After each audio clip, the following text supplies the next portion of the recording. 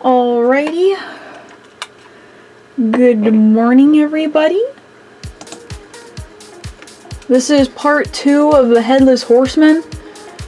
So as you can see, I'm continuing to work on the fire and lining it up. Now with this, I cut out all the coloring of this animation to just because I feel like it's a little waste of a time to watch. So yeah. But I will say I did do a bit of a trick when it comes to the fire and coloring it. Because if you saw the actual clip, the whole thing together whenever it's finished, you can see there's a bit of like a glow to it and whatnot, and a little bit of a gradient on the fire, both with this transition right here and a little more subtly on the horse. So what I did was that I had one frame specifically made for the red portion of the fire and whatnot, and then I had another layer above that which was a clipping mask. So there I was able to use the what is it, like the spray can, the air spray or whatever, something really fuzzy, and it allowed me to kind of make that fire portion gradient, both on the outside making it darker and then towards the center with like the hottest part of the fire a bit warmer, giving it that nice gradient and whatnot. And I was able to also do that with the horse's flame, as well as making it transparent. Now something I did a little differently to make the horse's fire transparent is that in Flip a Clip, whenever you make a brush stroke with it slightly transparent and then brush stroke again, whenever it overlaps, it makes it darker, kind of like a highlighter. So to avoid this, kind of like, I don't want that, to avoid that, I got it at like a super huge brush, covered the whole flame, and then went in with the lasso tool and cut around the edges so that it would stay inside the lines, and that came out very nicely. And then again I went over with another layer, what's it called, clipping mask, and was able to also do a little bit of a gradient with that fire, adding a little bit of a blue on the edge and whatnot. And then as well as doing that for the ears, making them almost white because they're like the hottest part of the head. But anyways, here I was struggling to get the zoom out to look right because he was kind of jumping all over the place with the zooming out, the shrinking, and the going back. He was kind of expanding and going up and down a little bit. So I had to redo it, and I added guidelines to show where it started and where it ended, and then put dashes in between so that I could get him to move more consistently. And that worked exponentially. It looks so much better. I'm glad I tried to fix it instead of being like, I don't understand, not gonna fix it. Anyways, so yeah, here you can see I'm cleaning up, erasing where the fire overlaps with the characters, because the fire is made to cover up everything, kind of, you know, do a cool reveal and whatnot. All of this was on one layer, of course. I probably could have, if I really wanted to do it on separate layers and then combine them later. But it all worked out very nicely.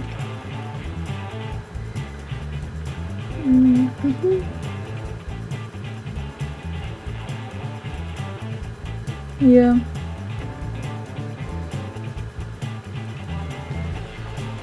For the horse, I did use a lot of references to draw it, because I've never drawn horses before, as well as the skull. I had to actually find a 3D model that I could spin around and get a bunch of different angles for this horse head. I end up doing that a lot with my animations. I will have to find like some kind of 3D model and spin it around to get the right angle. I've had to do that with one animation that I've been working on like forever. It's probably gonna take a lifetime to get this done at this point, but it's a wolf animation, and I've had to get a lot of 3D models to see the perspective of the head, mainly, and whatnot.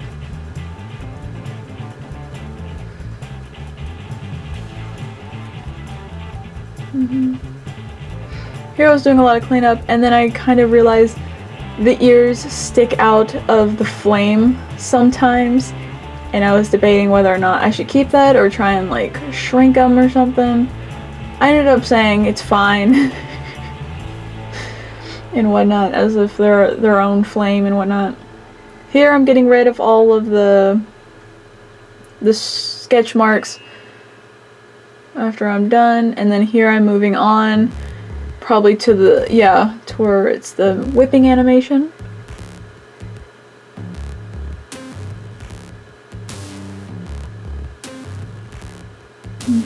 And whatnot.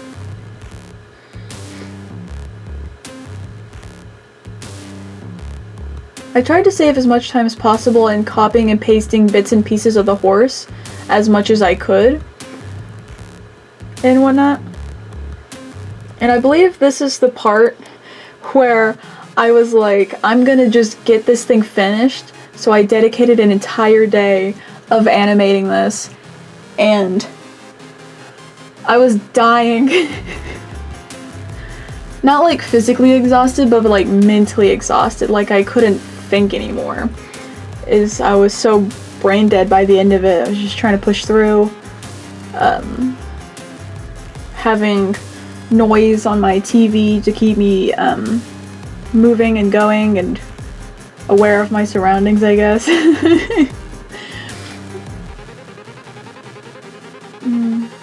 As well as small entertainment. Yeah, the hands. I need to do better at the hands. They're... Yeesh. Any artist would frown upon my hands. Who would have thought that, like, hands of all things are the most complex part of the human body to draw? They're just so tiny and so bendable.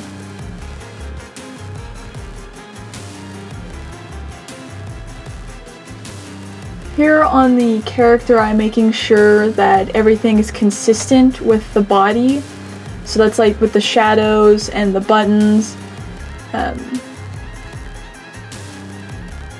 And like that. Here, I wish I had my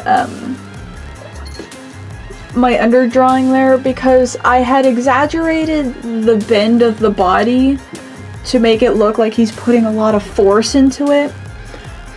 So here I didn't really make his body move, just his arm, so it looked a little stiff. I think at some point I did go back and kind of make his back bend a little bit, which helped emphasize the whip, but you know, it could still be better.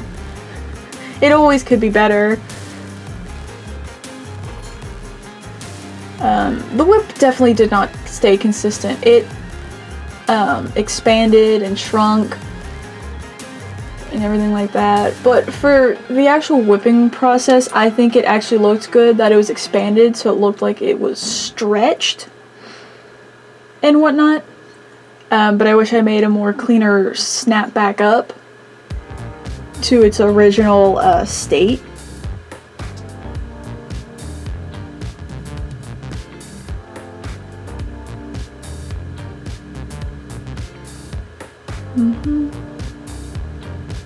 Lots of cleanup. Always make sure to watch your animation, you know, it move every time you do a big adjustment to a frame, so you can see how it moves. That's kind of like the major point with animation, is feeling and seeing how it moves. And how it just, if it works. If it looks weird, that means something is off, and you gotta look for it, you gotta find it.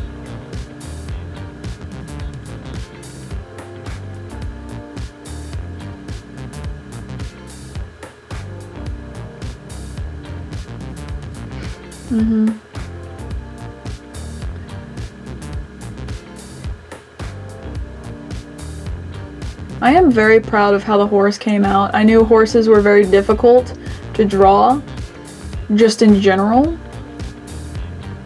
So I am very happy with how it came out. I wish I made it move a little more, make it seem more alive than almost statue-like. If I wanted to make it more statue-like, then I would have made it look, you know, like a golem. Maybe. I'm just learning. I'm still learning like the details of animation and like secondary animation and like background movement, whatever. Making it so it looks alive and not just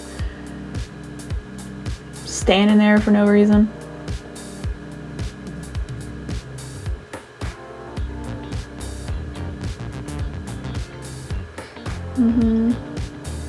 Yep, so much fire animation, a lot of fire animation. Yep, it's it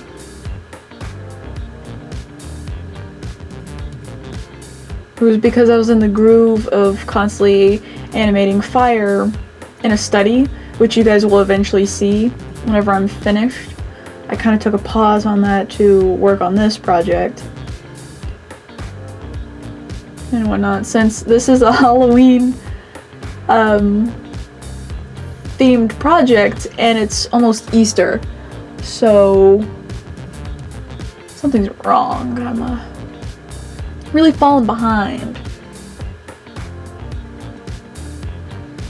And this was also a Halloween flip-a-clip challenge, which the first portion was simply just carving the pumpkin. This I had like, was like, I gotta add something more to it. I gotta add my flair to it. So I'm gonna make a whole character, Headless Horseman on a horse, bada bing bada boom, what are we gonna do with it?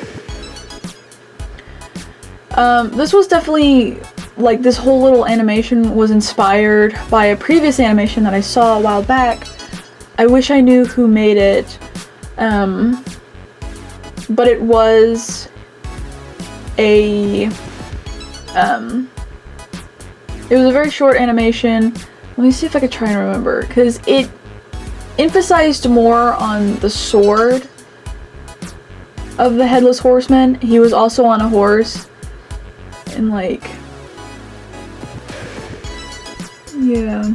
Oh, I remember now. So it starts very dark, a lot darker than what mine was. He picked up the pumpkin, put it on his head, I think it zoomed out, pulled out a sword, and then was running towards the camera on his horse and slashed it, and then that would restart the loop and whatnot. So this, I'm taking inspiration from that and making the transitions like, well, I'm adding two different transitions. One's fire and one's a bucket of blood. So I have taken inspiration from that short little clip and I am making it my own. See, I'm very proud of how I had drawn the horse skull. It looks very nice and very accurate. I'm very happy at how it came out. Here you can see I'm using more bits and pieces of the horse to kind of Frankenstein these last frames together of it coming down and whatnot. just because this process was all about finding the quickest way to get the most amount of this animation as done quickly as possible.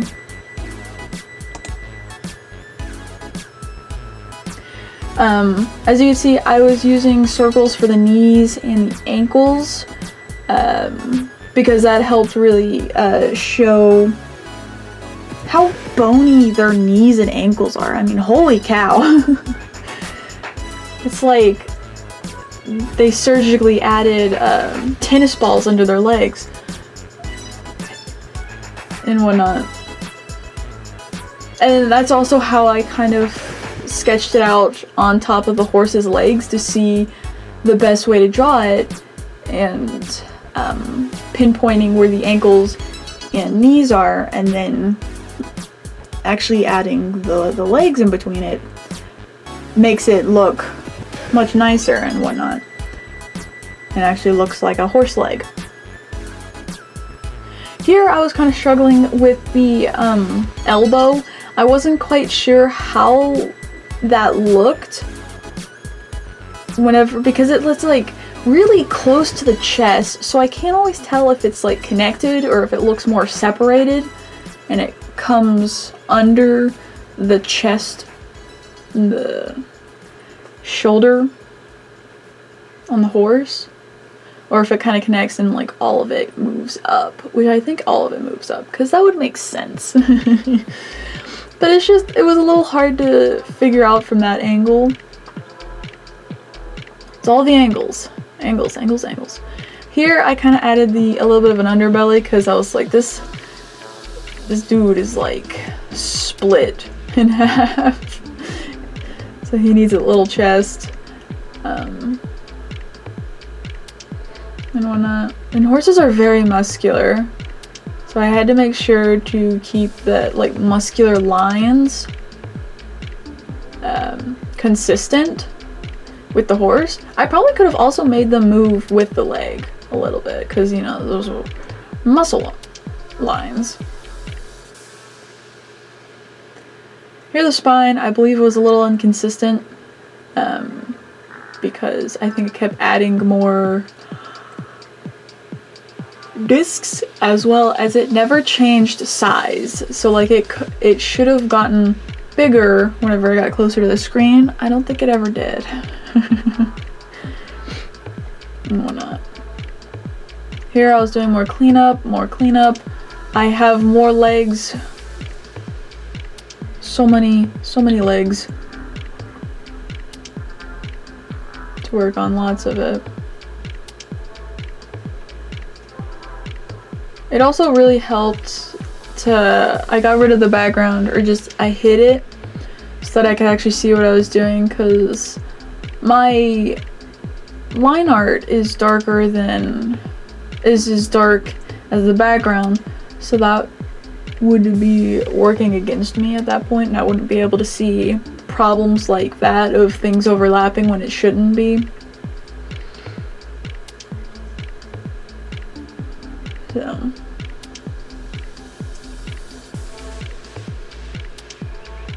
lots of cleanup, more cleanup, so much cleanup, remembering to put the belly in.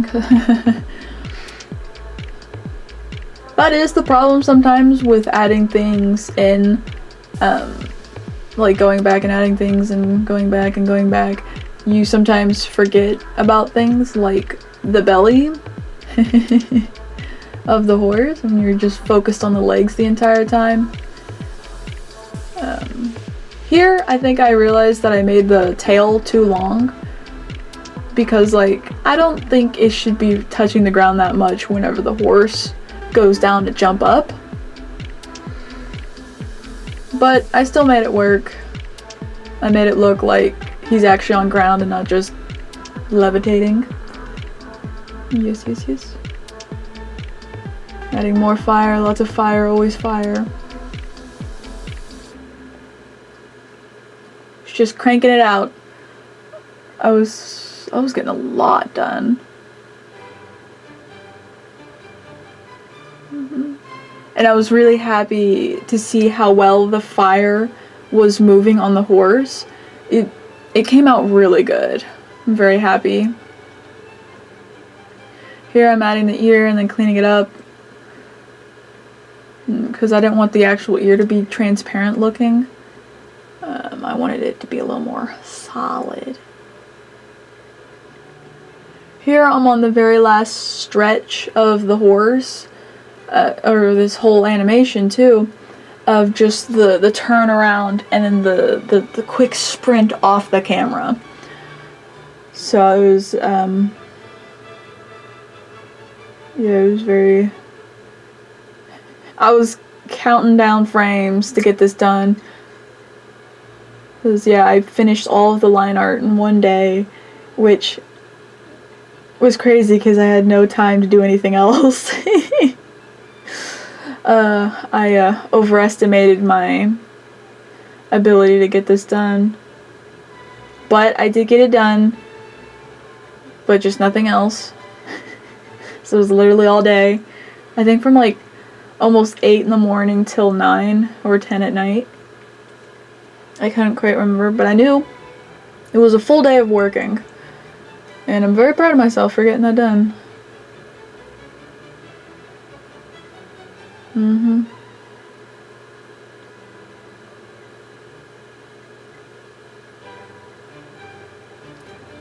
Here I didn't quite know how the knee angled on the leg, so it kind of looks a little wonky.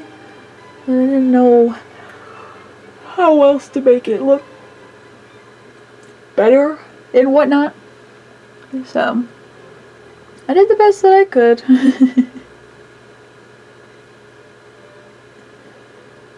What to do? Yep.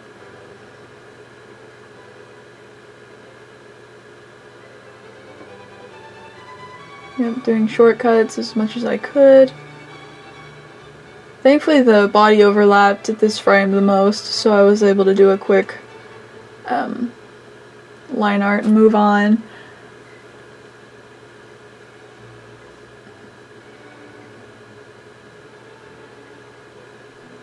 But I definitely had given the Headless Horseman a lot of details, as well as the head of the horse, of making it a skull and then also have fire on it. Because I'm just crazy that way.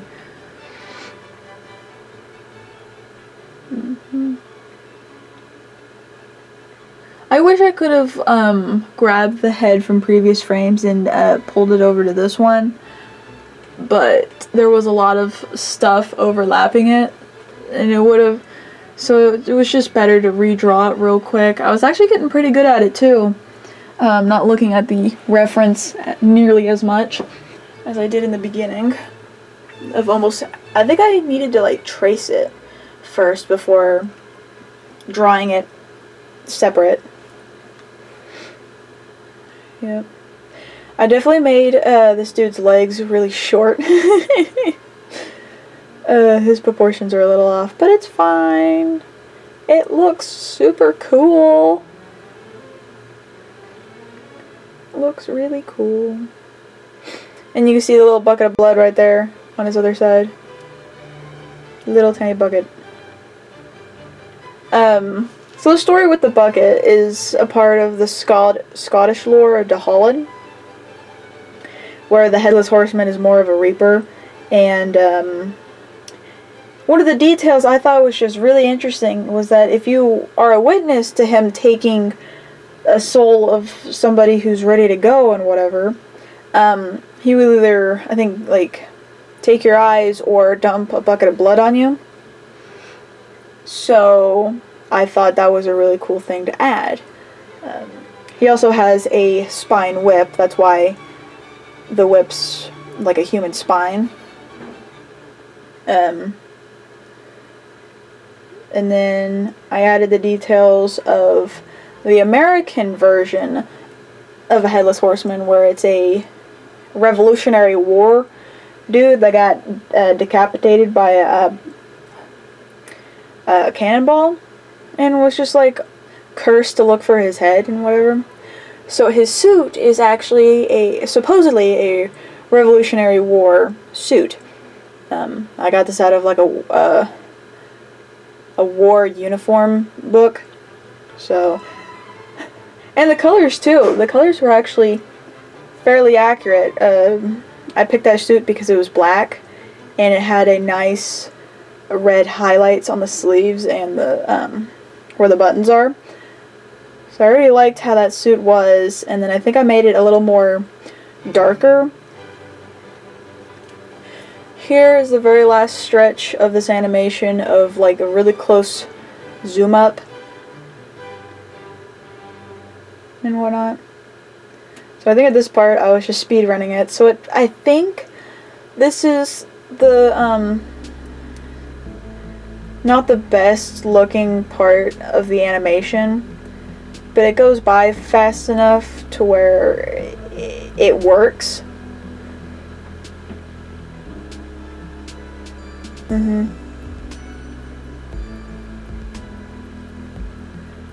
Yep, always copy and pasting.